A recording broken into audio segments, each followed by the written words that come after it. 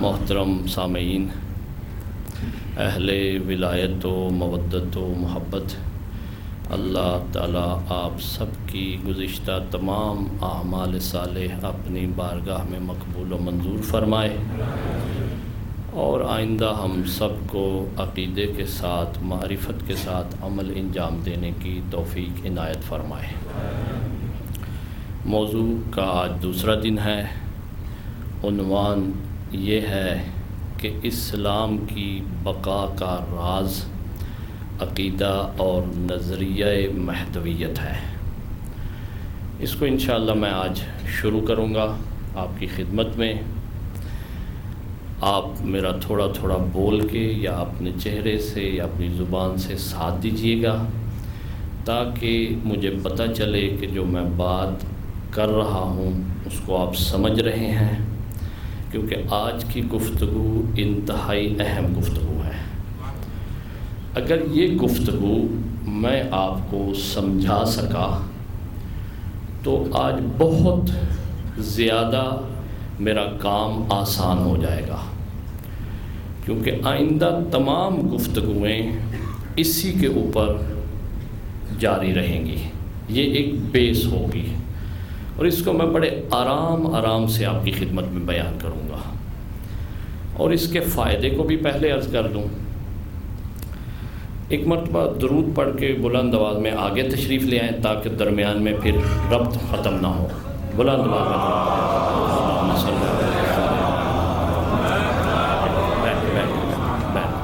تشریف رکھیں، کیونکہ امامت کا نظریہ پہلے ہمارے لیے واضح ہو۔ پچھلا اشرا میں پڑھ چکا ہوں، لیکن آج اور تناظر سے عرض کرنا چاہوں گا۔ ہمارے جو جوان ہیں، کالج میں پڑھتے ہیں، یونیورسٹی میں پڑھتے ہیں، اور بزرگ بھی، سب سال ہا سال سے منبر سے، کتابوں سے، قرآن کریم کی تفاسیر سے، احادیث مبارکہ سے امامت کا کنسیپٹ سن رہے ہیں اور قائل ہیں اس کے۔ یہاں تک تو بات واضح ہے۔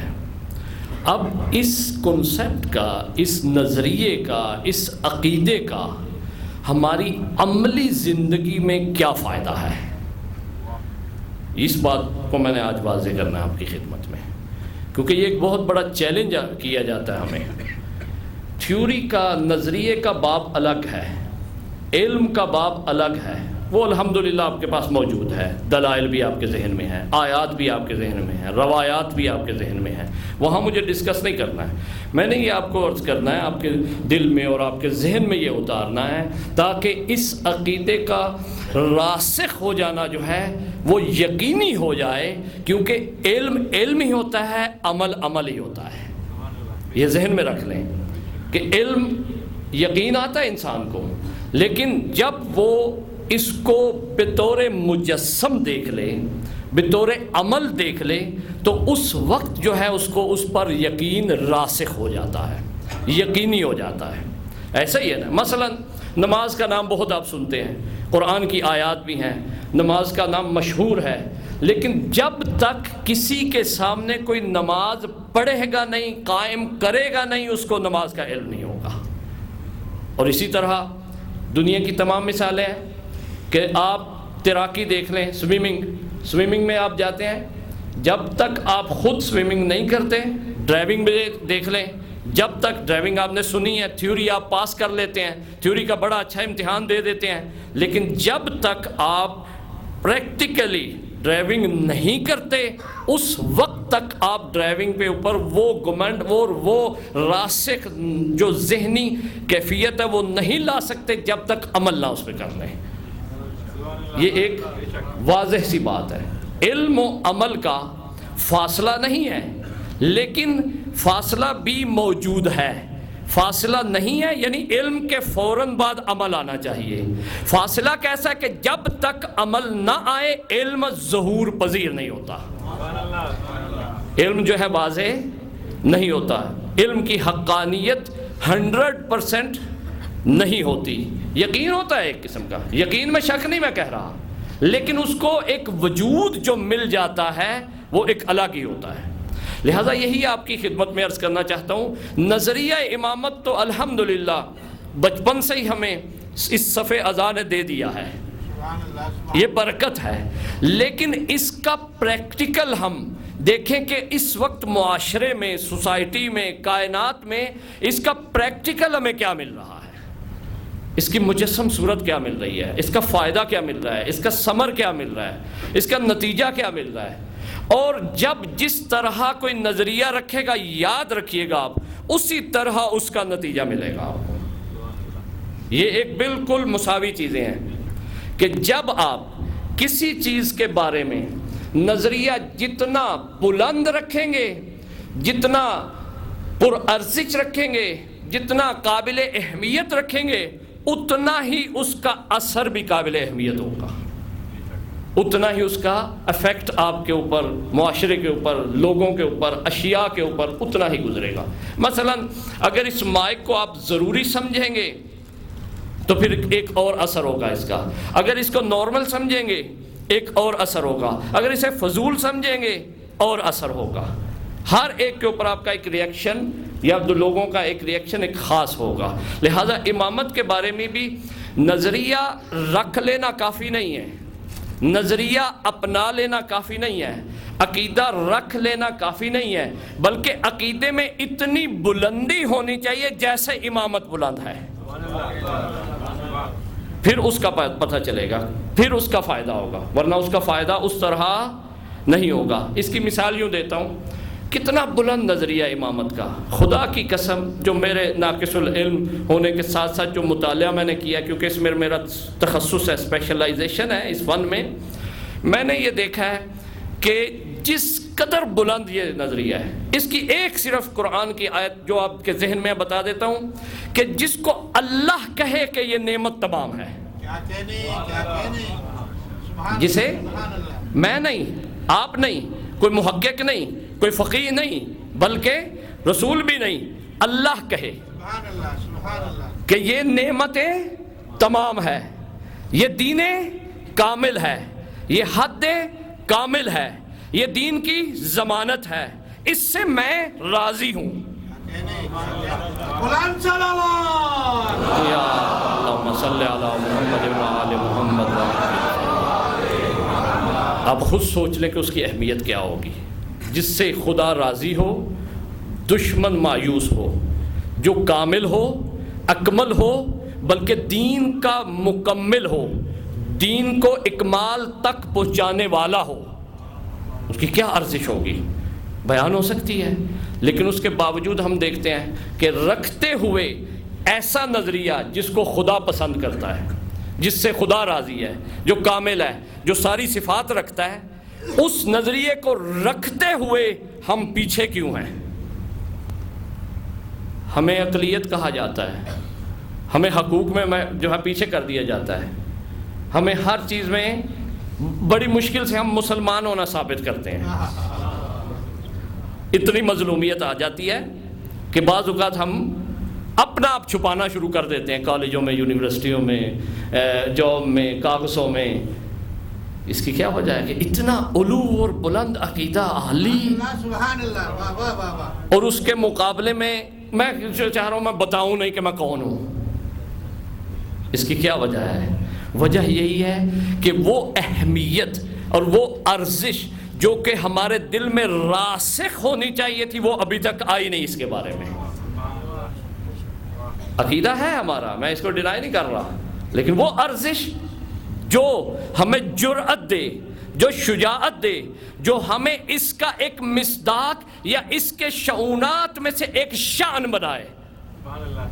یہ لفظ میرے بھاری تھے، میں اس کو ریپیٹ کر دیتا ہوں کہ جو امامت کے مثلا ایک درخت ہے، ایک درخت کا پھل جب آپ دیکھتے ہیں، آپ پھل گھر میں کھاتے ہیں، تعریف اس درخت کی کرتے ہیں، آپ نے دیکھا نہیں ہے، وہ گئے نہیں اس کے پاس، لیکن جب پھل کھاتے ہیں تو اس کی تعریف جو ہے آپ کر دیتے ہیں کہ یہ کتنا اچھا درخت ہوگا کہ جس کا یہ پھل ہے۔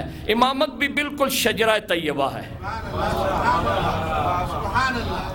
آج اگر ہم میں سے اس ثمر جو اس طرح کا اس کا ثمر ہے جو اتنا عالی، اگر ہم ویسے نہ بنیں گے تو اس وقت تک پتہ نہیں چلے گا وہ کتنا شجرہ طیبہ ہے۔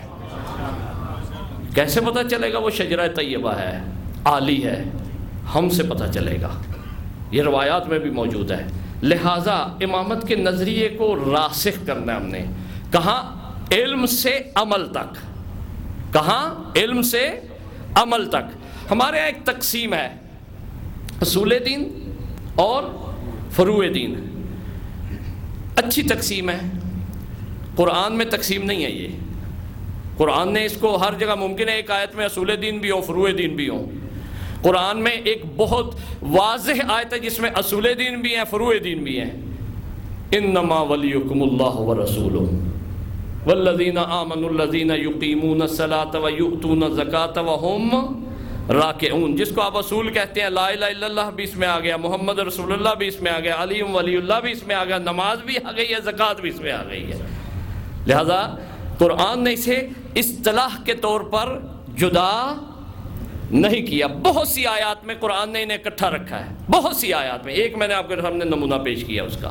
اب آپ دیکھیں، یہ تو ہم نے سمجھنے کے لیے تقسیم کی ہے، سمجھتے سمجھتے ہم نے ایک کو بہت کم درجہ دے دیا ہے، ایک کو بہت عالی درجہ دے دیا ہے۔ عالی والا تو ہمارے ذہن میں درست ہے، ہونا چاہیے، اس سے بھی عالی ہونا چاہیے، لیکن کم والے کو اوپر لائیں، کیونکہ اصول دین اور فروع دین کا رابطہ یہ نہیں کہ وہ کم ہے وہ زیادہ ہے، بلکہ رابطہ یہ ہے جو اصول اپنایا اسی طرح کا عمل کرنا ہے آپ نے۔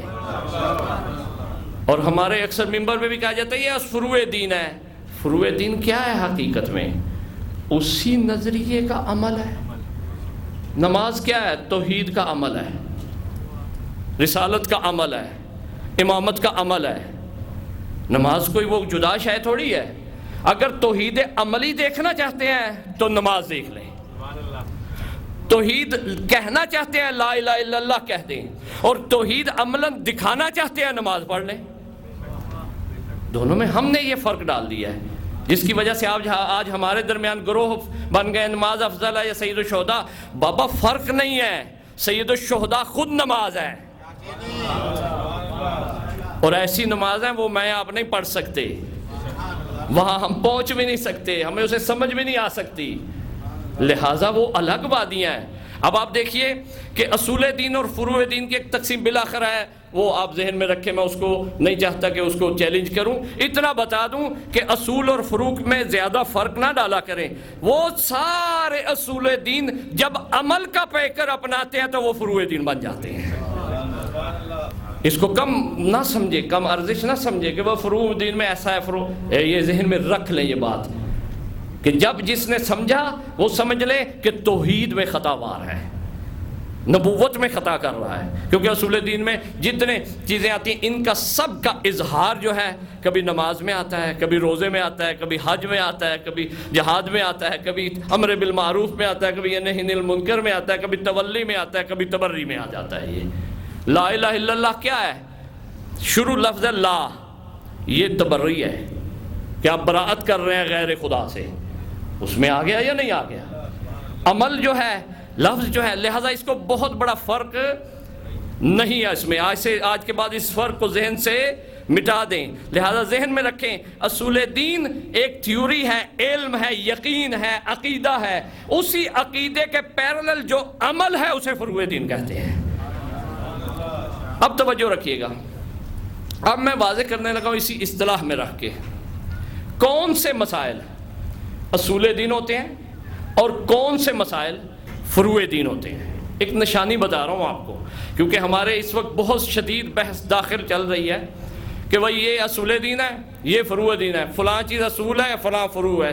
ایک بحث کی جاتی ہے، دلائل دیے جاتے ہیں، کسی چیز کو گھٹیا قرار دیا جاتا ہے، کسی چیز کو عالی قرار دیا جاتا ہے۔ خاص طور پہ نماز کے بارے میں کہا جاتا ہے یہ فروع دین ہے، وہ اصول دین ہے، ٹکراؤ ہو جائے، اصول دین آگے بڑھ جاتے ہیں، فروع دین پیچھے رہ جاتے ہیں۔ ایسا نہیں ہے، جہاں اصول ہوگا اس کی فرق بھی وہیں ہوگی، اس کو جدا نہیں ہم کر سکتے، الگ نہیں کر سکتے، گھٹیا نہیں قرار دے سکتے، کیونکہ جس اصول کو ہم اپنائے ہوئے ہیں اسی کی فرق کے ہم قائل ہیں، کسی اور کی فرق کے قائل نہیں ہیں، ہم اسی کے نتیجے کے قائل ہیں، کیونکہ اصل اصل ہو گئی. اصل کا کیا نکلا؟ اصل تو نہیں، اصل کا نتیجہ چاہیے. وہ فر ہے اس کی اور جدا نہیں ہے اس میں سے، اس کا اظہار ہے، اس کی اپیرنس ہے، اس کا ظاہر ہے، یہ ساری چیزیں. اب توجہ رکھیے گا، ہر وہ کام،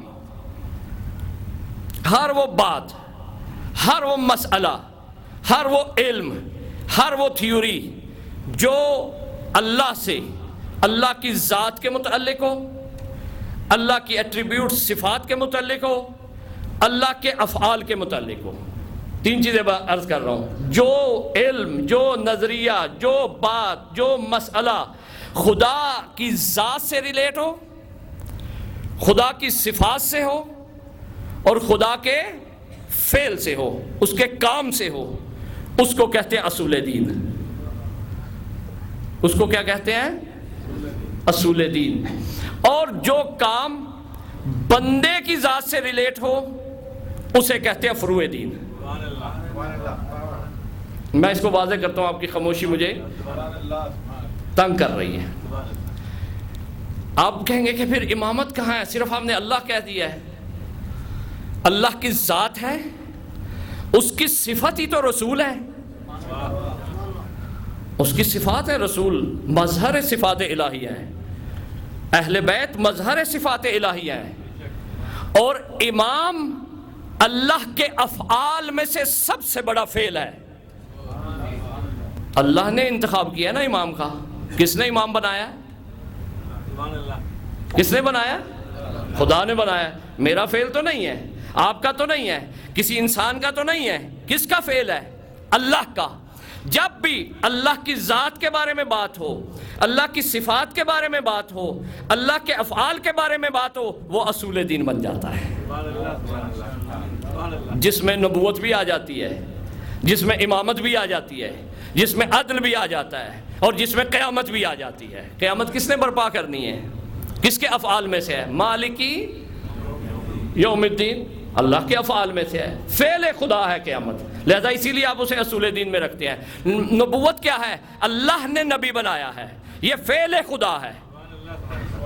یہ کیا ہے؟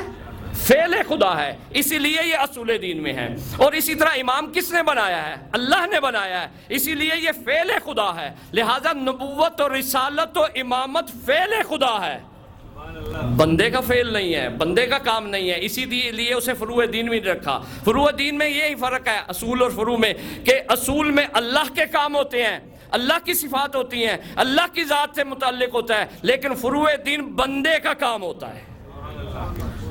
فروع دین کیا ہوتا ہے؟ بندے کا. اسی لیے ہم امامت کو فروع دین میں سے نہیں مانتے، بلکہ کس میں مانتے ہیں؟ اصول دین میں سے. کیونکہ ہم امامت کو، امام کو اللہ کا بنایا ہوا مانتے ہیں، لہٰذا یہ اصول دین میں ہے. جو امام کو بندوں کا بنایا ہوا مانتا ہے وہ اسے فروع دین سے گنتا ہے.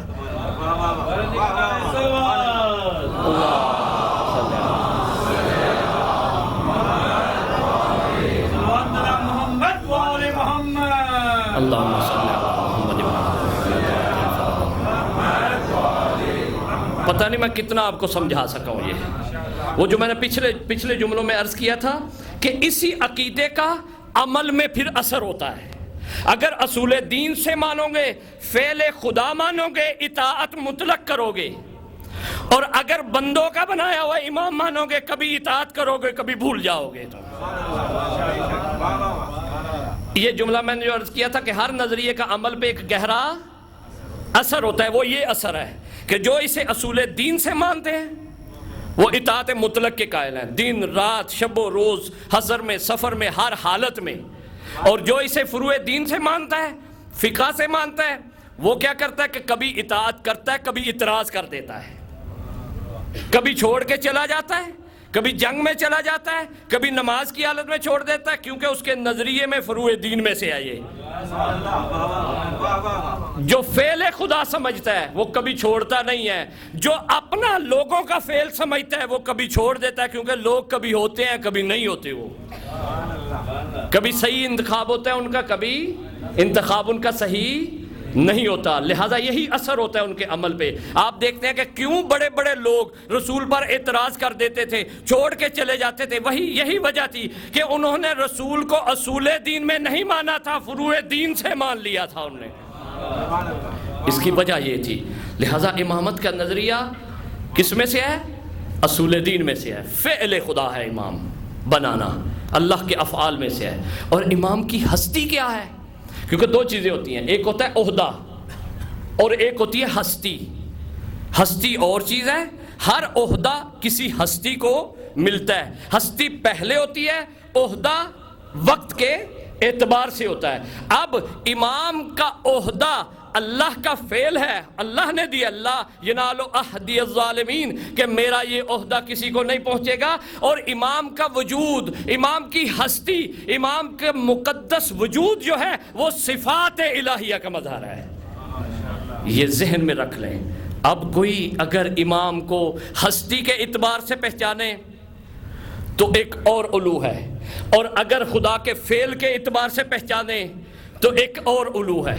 اس لیے میں چاہ رہا ہوں کہ اس عقیدے کو آپ کے ذہن میں راسخ کر دوں کہ کیوں ہم اہل بیت علیہ السلام کے لیے جان دینے کے لیے تیار ہیں۔ کسی بھی وقت کسی کتاب یا کوئی بھی تفسیر ہو، حدیث ہو، کچھ بھی ہو، ذرہ سا اگر ہم میں نقص نظر آتا ہو تو ہم فوراً اسے چھوڑ کے پیچھے ہٹ جاتے ہیں، کیونکہ ہم اسے اصول دین سے سمجھتے ہیں۔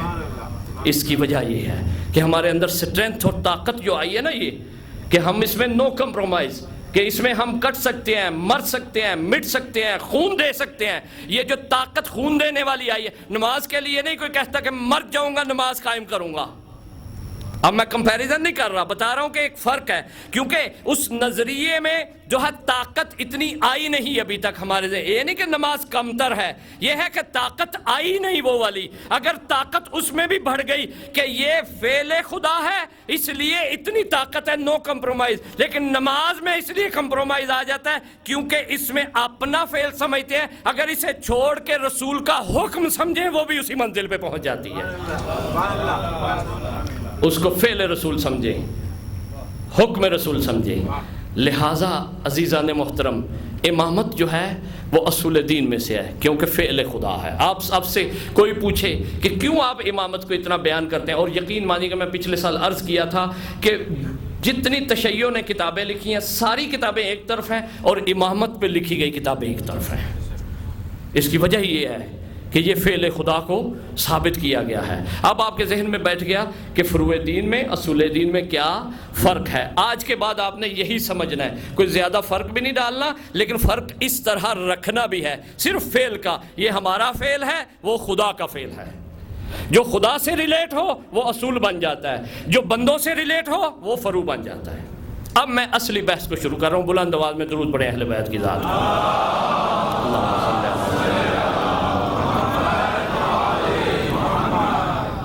امام کو پہچاننا کیوں ضروری ہے؟ وجہ کیا ہے؟ کیا فائدہ ہے اس کا؟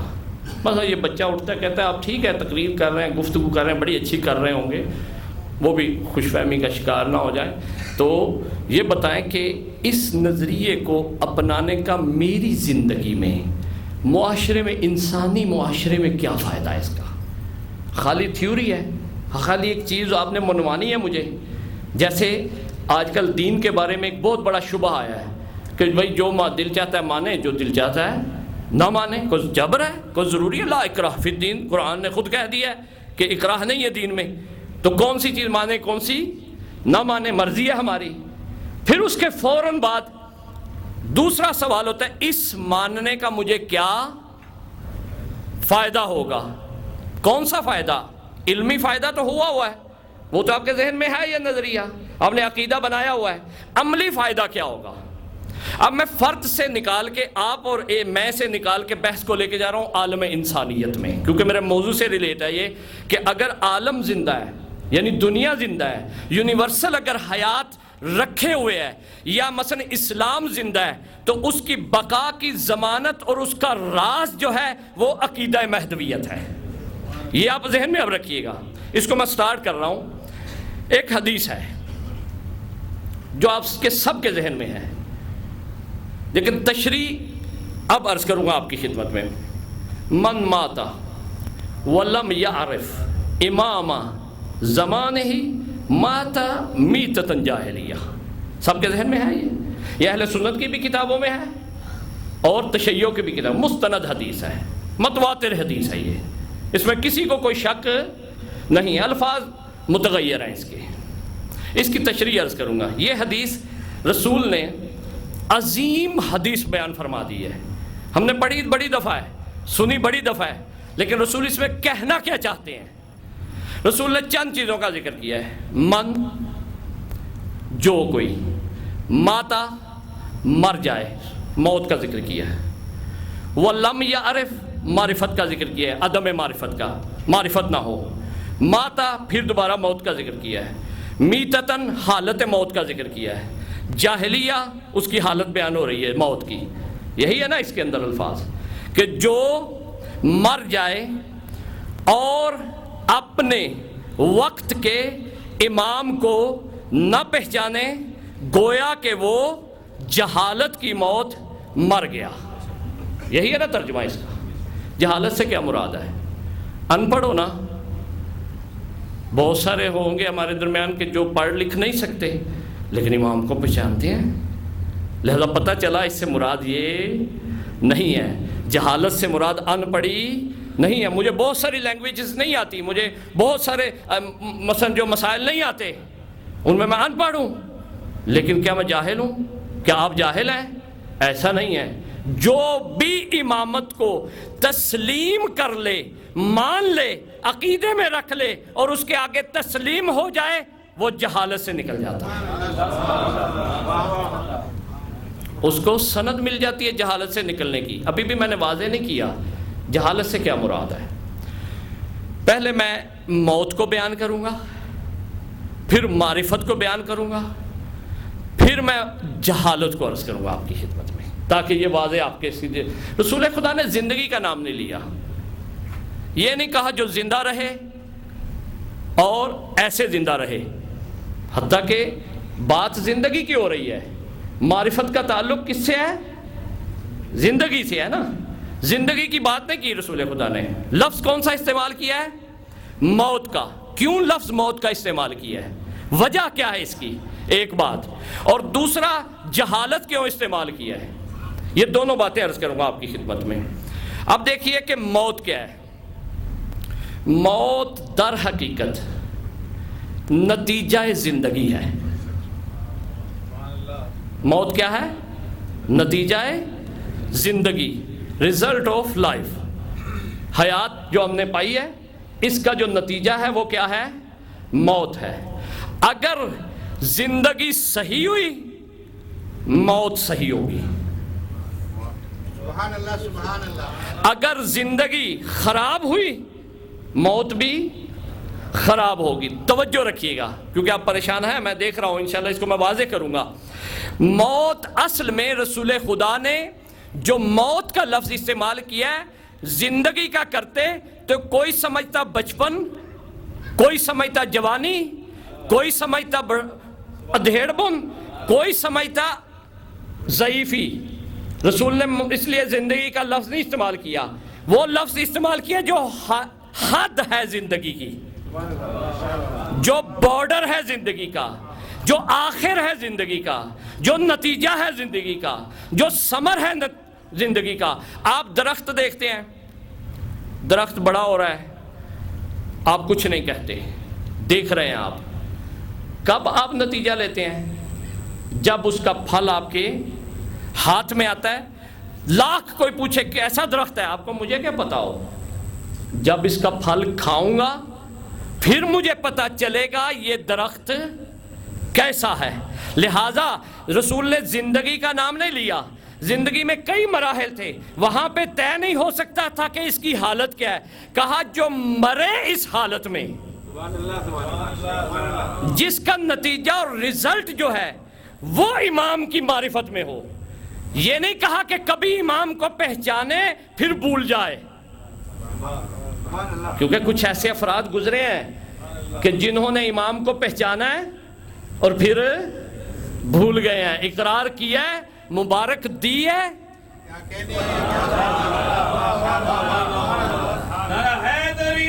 یا اللہم صلی اللہ محمد وآلہ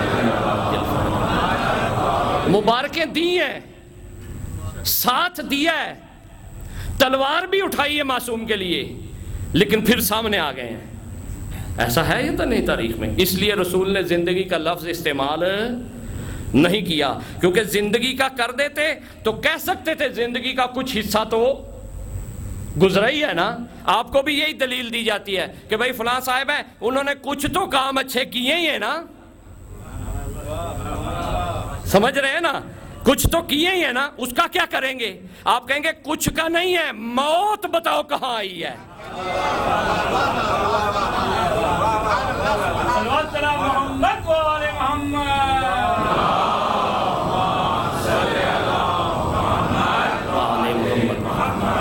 رسول نے اس لیے نتیجے کا لفظ استعمال کیا ہے، شروع کا نہیں استعمال کیا۔ زندگی کہہ دیتے یہ اشکال ہو جاتا، بڑے بڑے بری ہو جاتے۔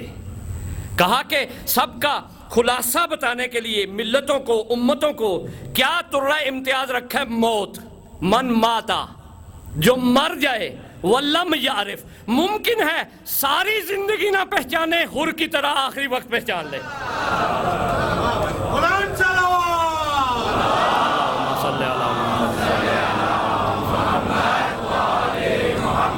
وہب قلبی کی طرح آخر میں آخری رات پہچان لے، زہیر کی طرح لیٹ پہچان لے، اور بھی مثالیں موجود ہیں۔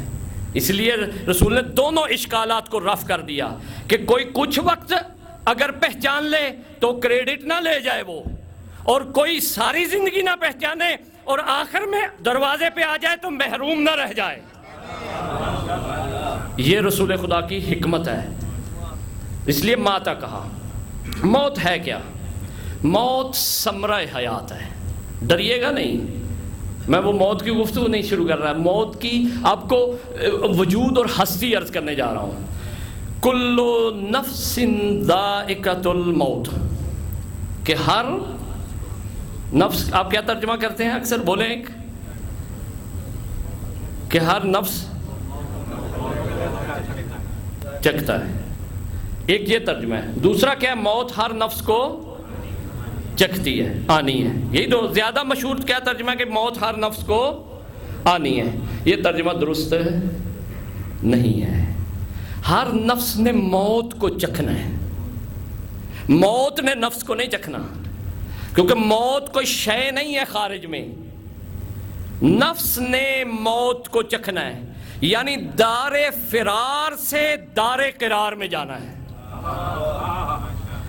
یہ کیا ہے؟ دار فرار ہے جانے کا۔ دیکھ لیں، جوانی جا رہی ہے، بال جا رہے ہیں، طاقت جا رہی ہے، پیسہ جا رہا ہے، ہر شے اس عالم میں رو بے فرار ہے۔ ہر شے کیا کر رہی ہے؟ فرار کر رہی ہے۔ کوئی شے ہے جو رکی ہے؟ آپ صرف پیسے کے بارے میں یہ جملہ کہتے ہیں کہ پیسہ رکنے والی چیز ہے، میں کہتا ہوں یہ دنیا ہی رکنے والی نہیں ہے، یہ عالم مادہ جو فزیکل ہے یہ رکنے والی، یہ اسی لیے کہتے ہیں دار فرار، ہر شے اڑتی جا رہی ہے۔ بیٹا تھا، بیوی تھی، کسی کا خدا نہ کرے موت آ جائے، طلاق ہو جائے، جدا ہو گئے، فرار ہو گئے۔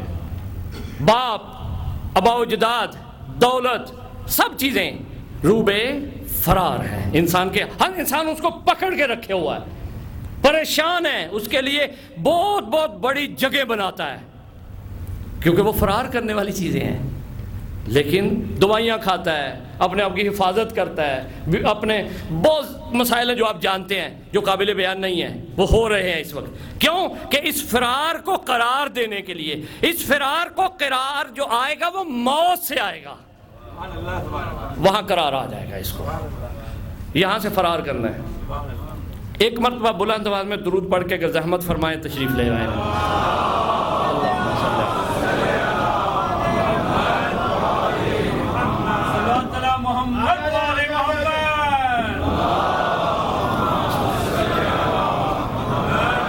تھوڑا آگے اور آ جائے، تھوڑا آگے آ جائے۔ اللہم صلی علی محمد۔ توجہ ہے نا آپ کی؟ سمجھ آ رہی ہے نا؟ کیونکہ یہ اگر میں بات آپ کو سمجھا گیا تو آج آپ کو پتہ چلے گا کہ امامت کے نظریے کا کائنات کو کیا فائدہ ہو رہا ہے۔ توجہ رکھیے گا۔ لہذا موت کیا ہوئی کہ ایک دار فرار سے دار قرار میں جانا، مستقل دار میں چلے جانا، عارضی ٹیمپریری لائف سے نکل کر مستقل زندگی اور حیات میں چلے جانا۔ توجہ رکھیے گا، قرآن کیا کہتا ہے؟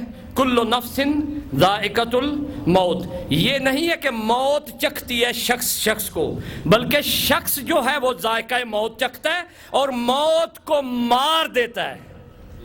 موت کو کیا کرتا ہے؟ ایک ہی دفعہ آتی ہے نا موت، 2 بار تو نہیں آتی۔ موت کو کیا کر دیتا ہے؟ ایک دفعہ مار دیتا ہے۔ جیسے میں مثال اس کی دیتا ہوں آپ کو سمجھانے کے لیے کہ ایک مالی باغ لگاتا ہے، ایسا ہی ہے درخت۔ آپ درخت کی مثال لے لیں، آپ درخت دیکھتے ہیں، چھوٹا ہے درخت، پھر بڑا ہوتا ہے، شکوفہ ہوتا ہے، پہلے شکوفے سے پودا بنتا ہے، پودے سے درخت بنتا ہے، درخت بن کے وہ آخر میں پھل دیتا ہے۔ جب پھل دیتا ہے آپ اس کا پھل اتار لیتے ہیں، جب اس کے پھل کا جوس نکالتے ہیں آپ، عصیر جسے آپ کہتے ہیں عربی میں، جب جوس نکالتے ہیں پیتے ہیں تو اس وقت اس سارے درخت کی حقیقت آپ کو پتہ چل جاتی ہے۔ اس کو پانی کیسا دیا تھا، اس کو موسم کیسا ملا تھا، اس کو انوائرمنٹ کیا تھی، اس کا اپنا بیج کیسا تھا، اس کا اگر اس کا بیج تلخ ہو، برا ہو، اس کے جو ہے صحیح ماحول اور معاشرے میں ہوا میں نہ رکھا گیا ہو، صحیح پانی نہ دیا گیا ہو، تو اس کا ذائقہ کیا ہوگا؟ تلخ ہوگا، کڑوا ہوگا، برا ہوگا، بے ذائقہ ہوگا، پھیکا ہوگا۔ اور اگر اسے صحیح ماحول میں رکھا گیا ہو، صحیح پانی دیا گیا ہو، بر وقت ہر شے فراہم کی گئی ہو، اس کا ماحول بھی ٹھیک ہو، اس کا پانی بھی ٹھیک ہو، اس کا بیج بھی ٹھیک ہو، تو اس وقت جو نتیجہ نکلے گا وہ شیرینی نکلے گی۔ بالکل موت بھی اسی طرح ہے۔ اگر زندگی اچھی گزری ہے، اگر بیج صحیح ہے، حب علی والا ہے،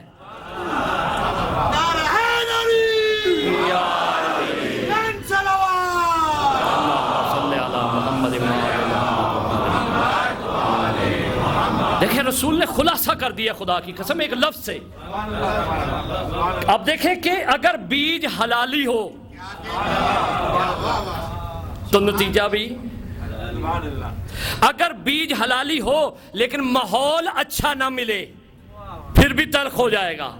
اور اسی طرح اگر وہاں پہ پانی اچھا نہ ملے، غذا اچھی نہ ملے، تغذیہ اچھا نہ ہو، پھر بھی نتیجہ برا نکلے گا۔ اب یہ جملہ سمجھ میں آتا ہے حضرت قاسم کا، جب کہا کہ موت کے بارے میں کیا خیال ہے، کہا اصل سے بھی شیرین ہے۔ کیا شہد سے بھی؟ کیونکہ بنی ہاشم تھا، عالی ترین نسب تھا۔ ماحول کیا تھا؟ بنی ہاشم، رسول کا گھر۔ ہوا کیسی تھی؟ وحی کی۔ لوا کیسی تھی؟ حمد کی۔ 13 سال سن تھا، زیادہ نہیں تھا۔ کتنا تھا؟ 13 سال سن تھا۔ 13 سال میں اس حقیقت پہ پہنچ گیا کہ ابھی تک اور بعد میں بھی شیرینی ہی شیرینی ہے۔ اور اس لیے کہا موت کا غم کیا ہے ہمیں؟ جس کے لیے شہد ہو اس کے لیے غم نہیں ہے، جس کے لیے تلخ ہو اس کے لیے غم ہے۔ اسی لیے عرض کر رہا ہوں کہ زندگی میں جس نے زندگی تلخ گزاری، لوگوں کی زندگی تلخ بنا دی، گھر میں زندگی تلخ بنا دی، موت بھی تلخ ہو جائے گی۔ اور جس نے زندگی شیرین گزاری، اچھی گزاری، زبردست گزاری، اس کی موت بھی شیرین ہو جائے گی۔ موت کوئی الگ شے نہیں ہے، الگ آنے والی نہیں، موت وہی ہے جو زندگی میں کیا ہے، وہ نتیجہ ہے اس کا ثمر ہے۔ اب توجہ رکھیے گا، ایک مالی باغ لگاتا ہے۔ اب اپنی اور میری زندگی کے بارے میں آپ سمجھ لیجئے گا، زندگی کیا ہے اور موت کیا ہے، اس میں رابطہ کیا ہے۔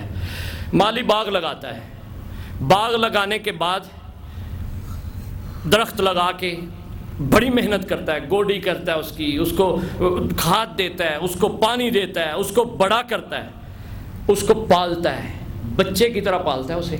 آپ جانتے ہیں کہ بڑا سخت کام ہے یہ، بچے کی طرح، بلکہ اس سے بھی زیادہ باز کرنے کی نگہداری کرتا ہے اس کی، یا کم کرتا ہے. لہٰذا جب اس کو پالتا ہے، نتیجہ نہیں ابھی تک ملا اسے، پالتا ہے، اس کے پھل لگتا ہے. جب پھل لگتا ہے تو اس وقت وہ پھل اتارتا ہے. اگر پھل کا جوس نکالتا ہے، پیالے میں بھرتا ہے. سمجھے سارے درخت کا پھل اس نے اتار لیا، ایک ہی دفعہ لگنا تھا، اس نے سارا پیالہ بھر لیا، اس کا ایک بھر کے اس نے اسے پیا ہے. جس طرح اس نے پانی لگایا، جس طرح اس نے خدمت کی ہے، جو اس نے درخت کو کیا ہے، وہ پی رہا ہے. اس کا نچوڑ وہ اندر اپنے لے کے جا رہا ہے. کبھی تعریف کرتا ہے، کہتا ہے کیا شیرین ہے، کیا اس کا ذائقہ ہے، کیا خوشبو ہے اس کی، کیا خوبی ہے اس کی، یہ خوبی ہے، یہ خوبی ہے. اس وقت وصف کرتا ہے. اور اگر اس نے محنت نہ کی ہو، برا سلوک کیا ہو اس کے ساتھ، تو کہتا ہے کتنا کڑوا ہے، کتنا سخت ہے، اذیت دے رہا ہے، تکلیف دے رہا ہے، بدبو آ رہی ہے، وہ ناقص ہے، درست نہیں ہے. موت بھی یہ ہے. اگر زندگی شیرین گزاری، اچھی گزاری، اعمال کیے، محبت اہل بیت، ولایت اہل بیت کے ساتھ، تو جو موت آئے گی وہ شیرین آئے گی. اور اگر گستاخی اہل بیت میں گزاری، ولایت اہل بیت سے باہر گزاری، تو ساری کی ساری موت تلخ ہو جائے گی اس کی.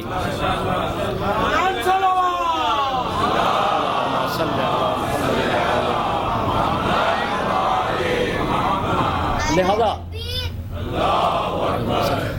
معذرت کے ساتھ ہے کیونکہ ٹائم بہت تھوڑا ہے، آپ برا نہیں مانیے کہ مجھے معاف کر دیجیے. ہے عرض یہ ہے کہ موت یہ چیز ہے، یہ ذہن میں رکھ لیں. موت زندگی کا نتیجہ ہے. اسی طرح ایک اور مثال، ایک آدمی چرخہ بناتے ہیں نا، لباس بناتا ہے، یا مثلا پاور لوم سے لباس بناتا ہے. لباس بنا رہا ہے وہ روز، اگر وہ کانٹے لگائے لباس میں، بری جھاڑیاں لگائے، دھاگا خراب لگائے، تو اس نے جب لباس پہننا ہے تو اس نے کہنا ہو کیا لباس میں نے بنا لیا اپنے لیے. اور اگر اس نے نرم اور بہترین روئی کے ساتھ لباس کو بنا تو کیا ہوگا؟ اس کا پہننے سے اسے سکون مل جائے گا. یہ جو آپ کہتے ہیں نا کینچی کے ساتھ ٹکڑے ٹکڑے ہو جائے گا جسم، یہ بالکل اسی طرح ہے کہ انسان زندگی میں اپنا لباس بنا رہا ہے جو اس نے موت کے وقت پہننا ہے.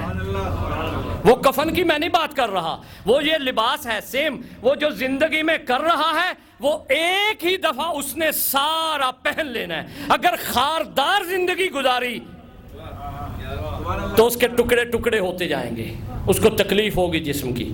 اور اگر اس نے اچھی زندگی گزاری، وہ پھول سونگے گا اور اس کی روح پرواز کر جائے گا. یہ موت ہے. اب آگے آ جائیں، آگے لفظ ہے وَلَمْ يَعْرِفْ، اور نہ پہچانے، یعنی معرفت حاصل نہ کرے. جاننا پہچاننا میں پچھلے عشرے میں بیان کر چکا ہوں، اس کو میں زیادہ ڈیفائن نہیں کروں گا. صرف جو اپنے وقت کے امام کو کیا نہ کرے، پہچانے. دو چیزیں ہوتی ہیں، ایک ہوتی ہے نظر، عربی میں دونوں لفظ موجود ہیں. نظرہ، کسی نے نظر کی. ایک ہے بصرہ، بصیرت، اور ایک نظر اور ایک بصیرت، دونوں میں فرق ہے. رسول خدا نے یہاں نظر کے نہیں لفظ استعمال کیا، وَلَمْ يَنظُرْ نہیں کہا کہ جس نے نہ دیکھا امام کو، یہ نہیں کہا جس نے نہ پہچانا. دیکھنے والے جو ہیں وہ نظر رکھتے ہیں، اور ہر نظر رکھنے والا بصیرت نہیں رکھتا. فرق بیان کر دیتا ہوں. نظر رکھنے والا ظاہر کو دیکھتا ہے، قد کو دیکھتا ہے، سیٹ کو دیکھتا ہے، ظواہر پہ چلا جاتا ہے.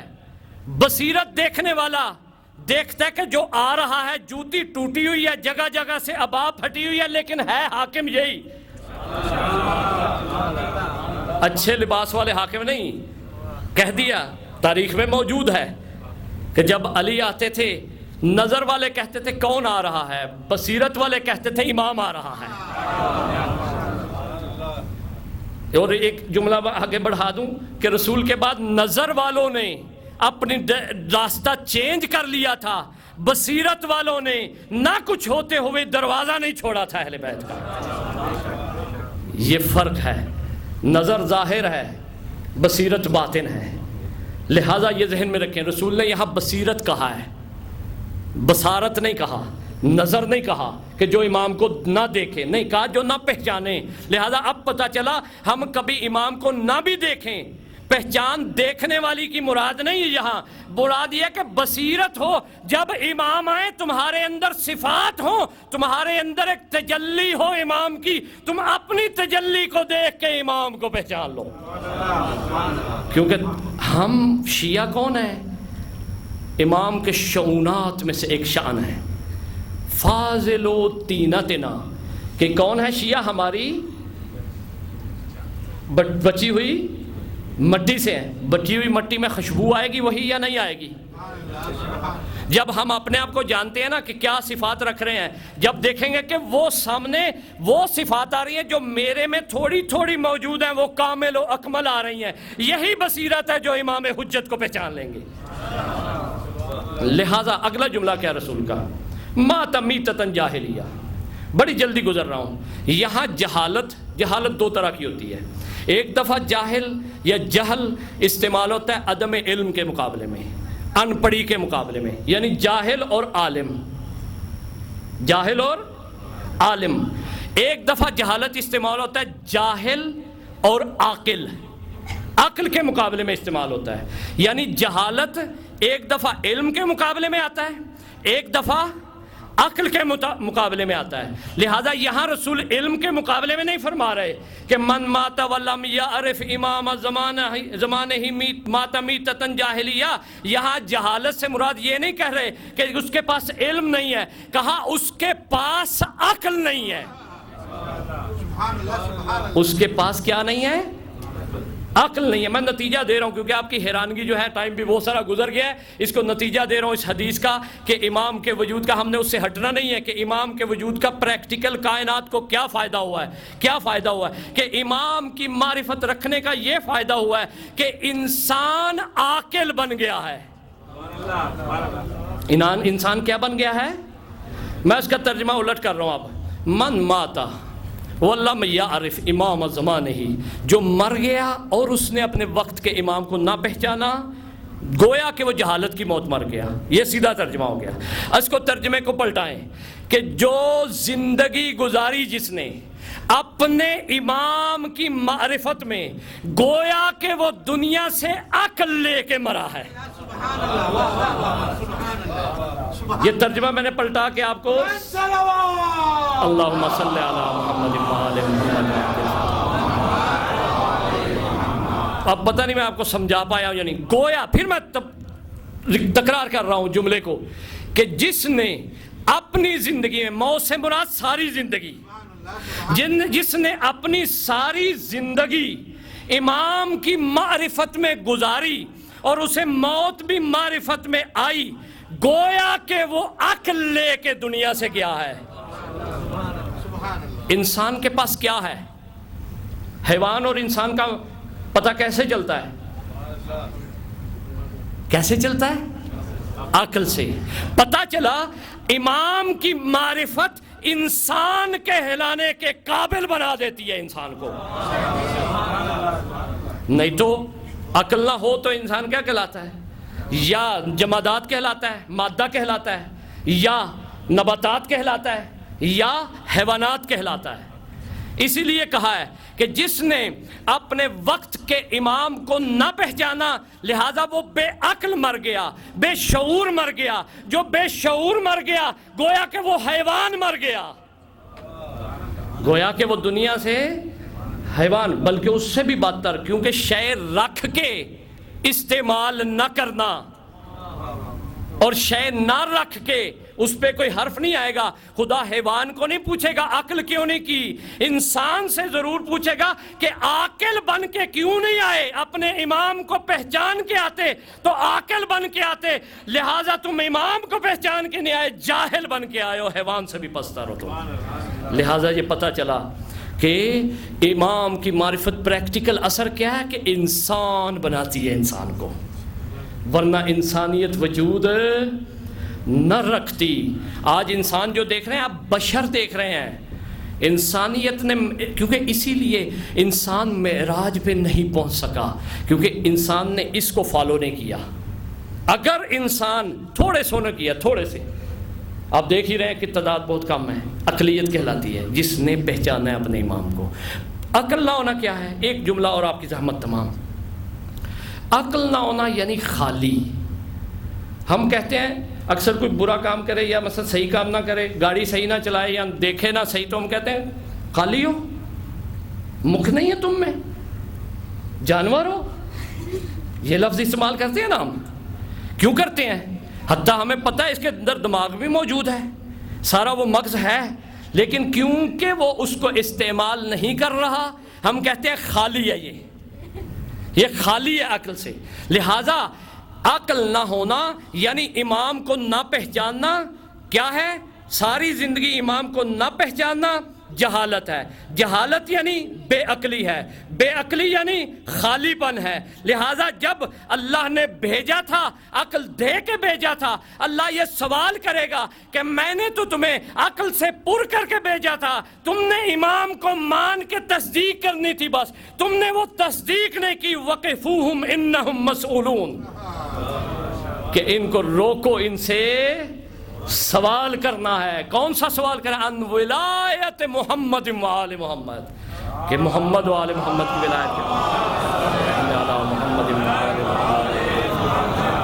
سوال کرنا ہے. لہذا روک دیا جائے گا اسی بات پہ کہ تمہیں میں نے عقل دی تھی، تم جاہل آئے ہو، تم خالی آئے ہو.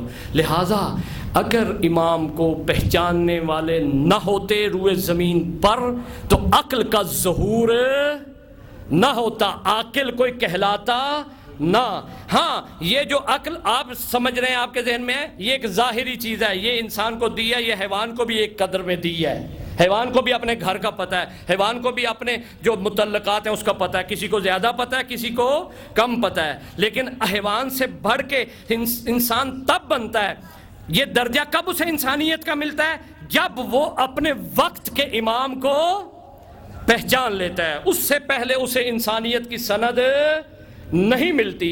یہ آپ ذہن میں بٹھا لیں. اس عقیدہ امامت کا عملی اثر کیا ہے کہ ہمیں عاقل بھی بنا رہا ہے، ہمیں عقل بھی جو ہے ہماری ثابت کر رہا ہے. اور اس کے آگے انشاءاللہ کل عرض کروں گا کہ کیا ثمرات ہیں اس کے، کہ امام کا وجود مقدس، ہستی مقدس کس کس عوالم میں کیسے حضرت حجت یہاں نہیں ہے، صرف یہاں ہماری آنکھوں کو نظر نہیں آ رہے. اسی لیے کہا گیا کہ زیارت تمہیں ہو نہ ہو، بصیرت تمہیں ہونی چاہیے حجت کی. لہذا عزیزان محترم، جن کو بصیرت نہیں تھی انہوں نے اہل بیت پہ ظلم کیا ہے. جو ظاہر دیکھتے تھے، جو باطن نہیں دیکھتے تھے. ذہن میں رکھیں کہ حضرت حجت دعا کے لیے ہاتھ اٹھاتے ہیں، فرماتے ہیں کہ کوئی ایسا دن نہیں اور دن میں کوئی ایسے اوقات نہیں کہ میں اپنے شیعوں کو یاد نہ کرتا ہوں. خدا کی قسم ہم اس قابل نہیں ہیں، بلکہ روایت ہے مولا فرماتے ہیں میں ان کے ناموں سے ان کو یاد کرتا ہوں، ایک ایک کا نام لیتا ہوں. میں نے خود روایت پڑھی ہے، ممبر پہ بیٹھا ہوا ہوں. مولا فرماتے ہیں میں ان کے ناموں سے انہیں یاد کرتا ہوں. قسم سے ہم اپنے اعمال دیکھیں، اپنا کردار دیکھیں اور ایک طرف دیکھیں. آج کوئی بڑا آدمی ہمارا نام لے لے تو ہم بہت خوش ہو جاتے ہیں. مولا فرماتے ہیں میں ان کے نام سے، ان کے والد کے نام سے پکارتا ہوں ان کو.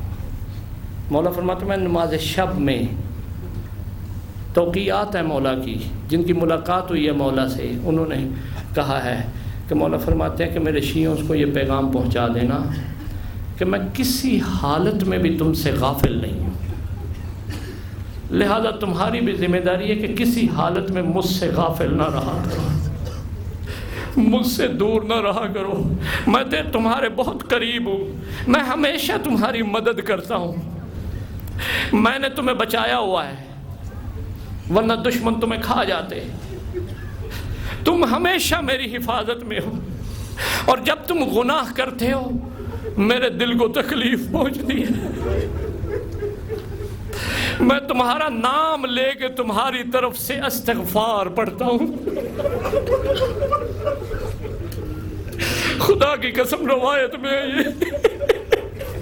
ہم اس قابل نہیں ہیں کہ حضرت حجت ہمارے لیے استغفار پڑھے۔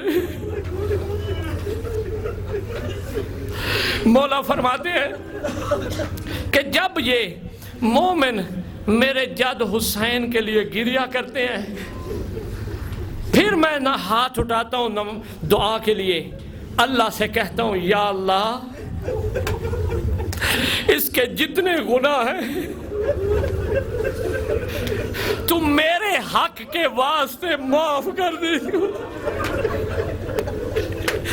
کیونکہ یہ گناہگار ضرور ہے، لیکن یہ جو اس کا عمل ہے نا، جو میرے جد حسین پہ رو رہا ہے، یہ عمل ایسا ہے کہ اس میں یہ ریاکاری نہیں کر رہا، دکھاوا نہیں دکھا رہا، اس کے دل سے آنسو بہ رہے ہیں۔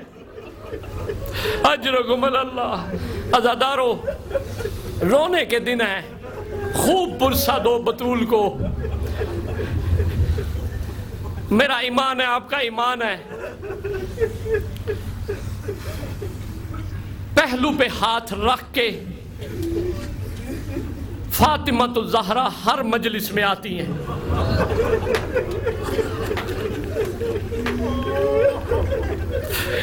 میں نے پڑھ دیا، آپ نے سن لیا ہے۔ خالی پہلو زخمی نہیں ہے، بازو بھی ٹوٹا ہوا ہے۔ عزادارو، ماں سے بڑا پیار ہوتا ہے۔ اللہ زندہ رکھے جن کی مائیں زندہ ہیں، ان کو محفوظ رکھے، جن کی دنیا سے چلی گئی ہیں سیدہ کا، انہیں سیدہ کی دیدار نصیب فرمائے، شفاعت نصیب فرمائے۔ عزادارو، حسین پہ ایک وقت آ گیا کہ حاکم نے بلایا، مکالمہ ہوا، میں اس کو بیان نہیں کرنا چاہتا، آپ سب سن چکے ہیں۔ جب حسین نکلے نا وہاں سے، تو روایت ملتی ہے کہ ایک وقت نانا کی قبر پہ آئے ہیں، آ کے جملے جو حسین کے نا تاریخ میں، وہ عرض کرنا چاہتا ہوں۔ مولا فرماتے ہیں نانا تیرا حسین آخری زیارت کے لیے آیا ہے، نانا ہر کوئی تیری زیارت کے لیے آئے گا، میں غریب کربلا آج کے بعد تیری زیارت کو نہیں آ سکوں گا۔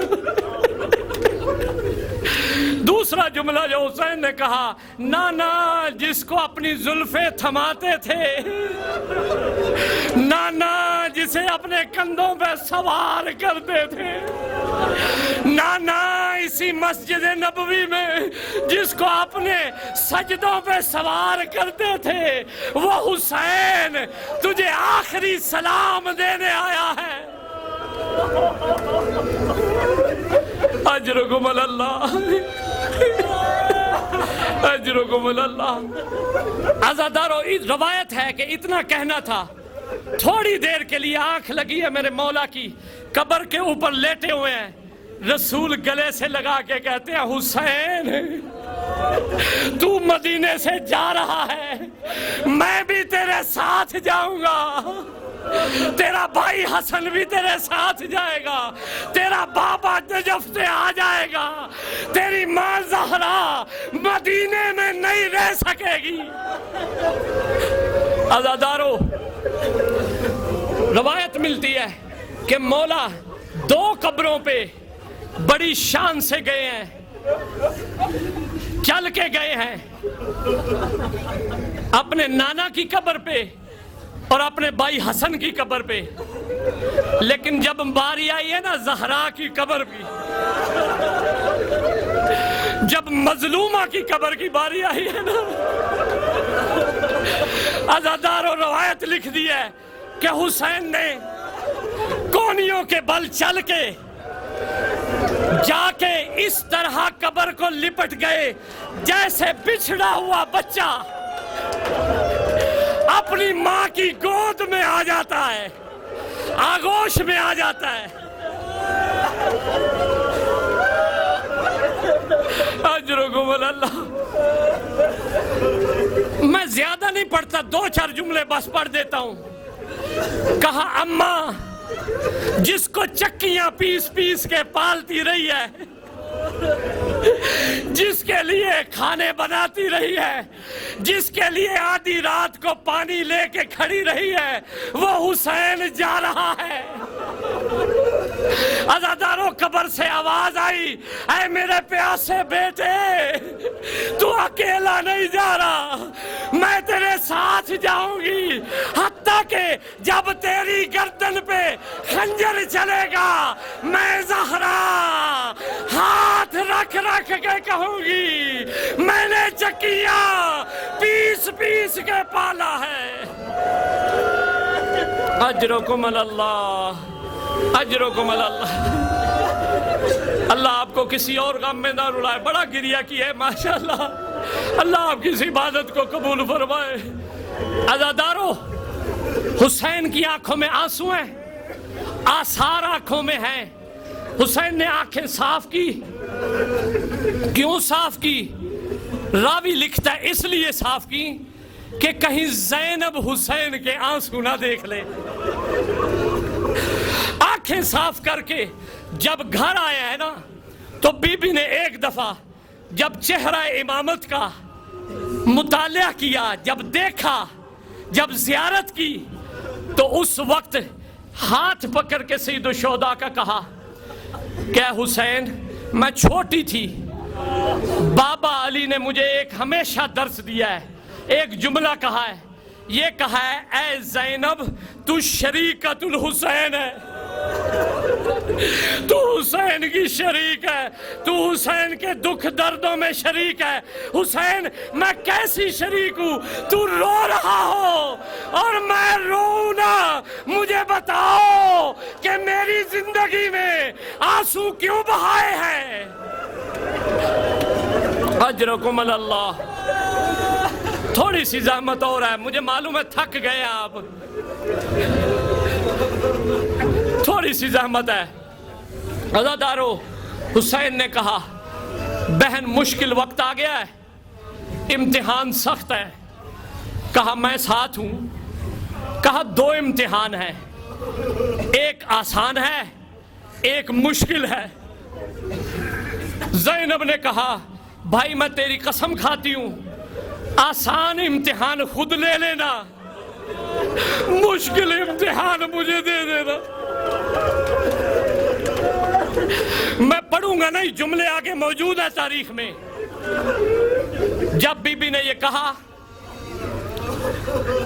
ایک مرتبہ حسین نے کہا تیاری کرو بہن، تیاری ہو گئی، محمل آ گئے، محمل میں سے ایک بی بی نکلتی ہے، ساتھ ایک جوان سال بچہ ہے، عبداللہ نام ہے راوی کا، عبداللہ سنان اوفی کوفی۔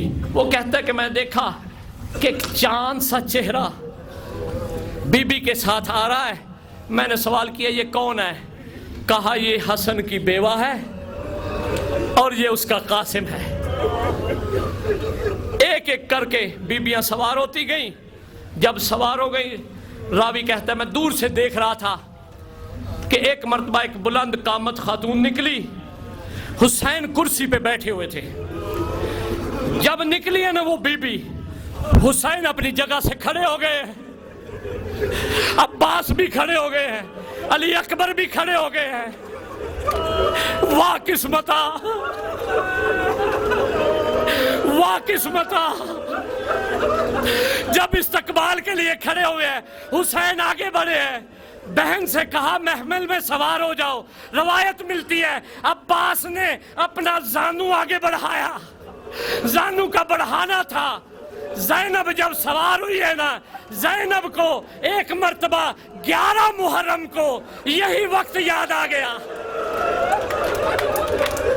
عزادارو، بڑا عجیب وقت تھا زینب پہ، جب ظالموں نے بیویوں کو رسیاں باندھ دی، بے پناہوں اونٹوں پہ سوار ہونے کے لیے کہا کہ میں زینب سوار کراتی ہوں۔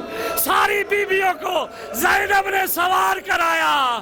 جب بی بی آئی، ایک مرتبہ فرات کی طرف دیکھا، کہا عباس، عباس آؤ، تیری بہن زینب کرے گا. اللہ لعنت اللہ علی القوم الظالمین. ماتم حسین.